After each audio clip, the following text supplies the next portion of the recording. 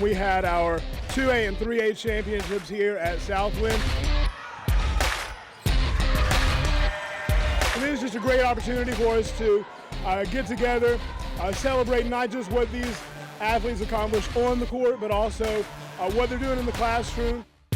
It feels good. I led my team to victory, but we also played as a team, and I want to thank all my coaches for putting us through hard work, and we did this as a team. Man, I'm so excited. My girls have put in so much work.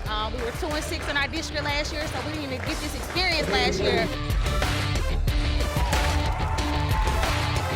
It feels great to come out here and be MVP and win the city championship with my brothers. Any win is exciting, but especially you can take something home with some hardware so these kids, that way we can never take it away from us. Thanks to my coaches for pushing me the way that they do, making me run when I mess up, and telling me how my mistakes were.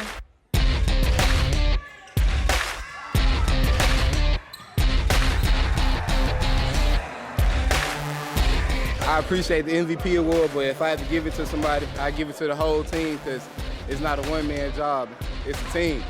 So one person MVP, we all MVP, we all win. We never thought we would be undefeated. We never planned to be undefeated. We just wanted to go out and play good. These championships generate great excitement, not just with these schools, but really throughout the community. We're excited to put these on. We put a lot of effort into it, and these kids put a lot of effort to it. And again, we just want to celebrate all that they're doing as they move out of the regular season into the postseason.